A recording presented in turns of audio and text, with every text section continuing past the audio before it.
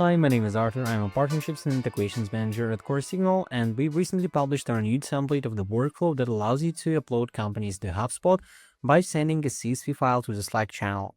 Of course, in the process, it enriches all the companies with the Coresignal's B2B company data.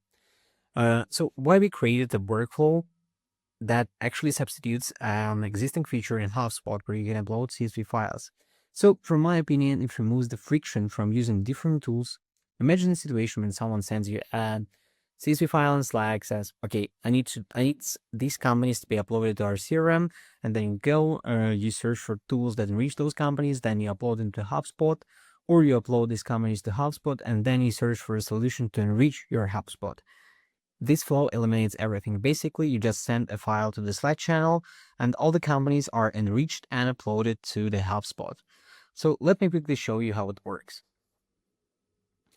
First of all, you trigger that workflow by uploading a file to the Slack channel. Then the file is being downloaded. You receive a notification that the workflow has started. You download the contents of the file with these two nodes, and you create a data table in the n8n. So this is the only prerequisite that you're going to do, and you just need to create a data table with the website. Then it uses the websites from the file. It populates the data table with it. Then it searches for these domains in HubSpot and lets you know whether these domains already exist there or they're completely new. If they are completely new and non-duplicates were found, we are moving down this bottom flow where we just retrieve all the domains, we put them to Coresignal, we enrich them, and we check if all of them existed in our database. If not, we only create the companies with those that existed, and those that did not exist go to the summarize enrichment status. We summarize all the results, and then we push them to Slack to notify you. If there were any domains, we summarize the duplicates. We send you an approval message that you must either approve or decline. Let's say you already have 50 companies from the file, and it's up to you whether to enrich them or not. Maybe the data is outdated and you would like to enrich them, or maybe you uploaded them yesterday and forgot about it. You can either approve or decline. So then we again clear the table, so nothing could be duplicated, and so that you could reuse this workflow in the future.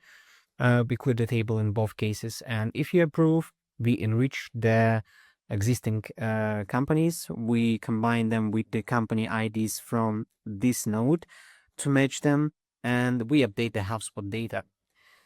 Simple as that. And let me quickly show you how it works in action. So as you can see, my HubSpot is completely empty right now. I have removed all companies to show you that they will be actually added here. And right now I need to go to the workflow and click on execute workflow. Then I go to Slack channel. Yep, you can see that I've been testing the workflow before. I choose the file that I would like to upload, and I click enter, so I send the file. It tells me that the workflow has started, and if I go to the n8n, I can see that the search is being processed. I'll pause the video for now, and I will come back to you once all the companies have been processed. As you can see, the workflow has been successfully executed, and if we go to Slack channel, we can see that 86 companies were added and 2 companies were not found and therefore were not added. Okay, that's great. And let's try and run this workflow again with slightly altered CSV file. So if I go back to Google Chrome and to the n8n, and if I click execute, then I go back and I choose a slightly altered file this time, click enter. I see the message again. While it's actually working, let me go to the HubSpot and show you that all companies were added with enriched data. You have the city, you have the country. It's not the values that are being populated by default. And you can also choose which values you would like to get from Coresignal. I'll come back to this note and demonstrate them later on. As you can see, the workflow has stuck here. And why? Because we need to prove it. There are 85 duplicates found. So I've removed one company and added another just to demonstrate that it can recognize the duplicates and it can add all the companies that were not found in the HubSpot, plus enrich those companies that were already there. So I click approve, we see the notification, we go back to HubSpot, and we can see that the flow is triggered from both ends.